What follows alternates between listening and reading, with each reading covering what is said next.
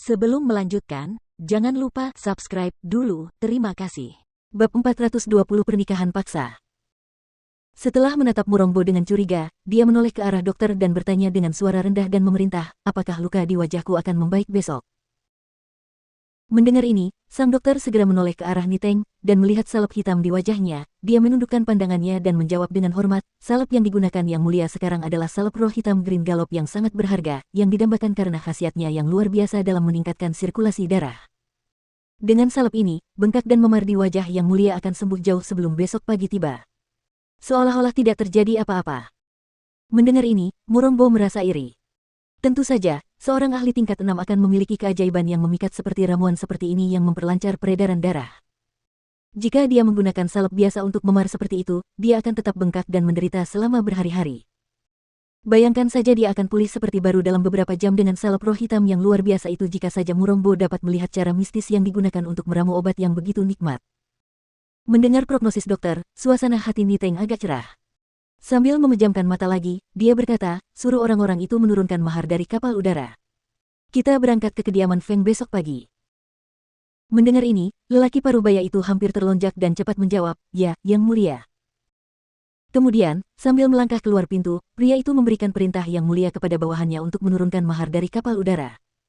Besok pagi, mereka akan mengikuti Yang Mulia ke kediaman Feng. Baginya, jika Yang Mulia memerintahkan seseorang untuk menjemputnya dari kediaman, masalah ini dapat diselesaikan lebih cepat. Yang menemani mereka adalah 8 kultivator inti emas, 4 di antaranya adalah kultivator inti emas puncak. Di antara mereka ada lebih dari 100 pengawal, jadi pergi bersama Nona Muda Feng sudah pasti.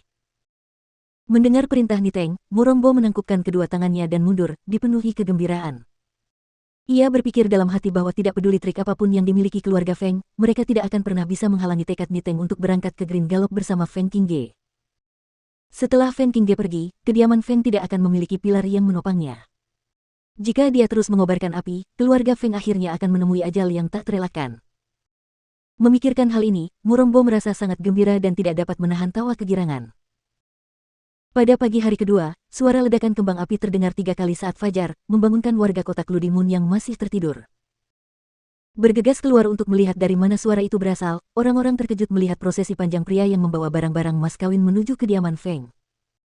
Mengikuti di belakang prosesi untuk memastikan mereka tidak melewatkan apapun, orang-orang mulai mengobrol satu sama lain, dan segera diketahui bahwa ada 8 pembudidaya berkuda di tengah-tengah prosesi, dan di sedan mewah yang mereka bawa tidak lain adalah Yang Mulia, putra mahkota Green Gallop, Niteng.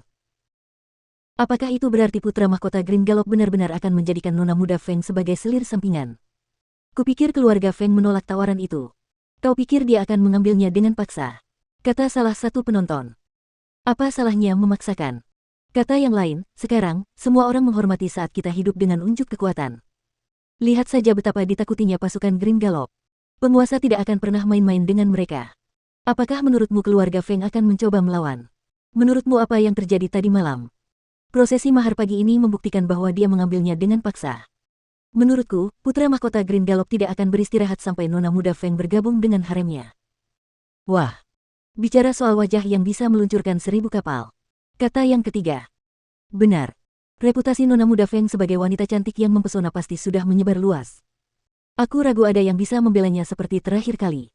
Jika seseorang sekuat ini mengincarnya, bagaimana mungkin dia bisa lolos? Tentu, panggil dia selir sampingan, tetapi semua orang tahu dia hanya selir biasa. Kata yang keempat.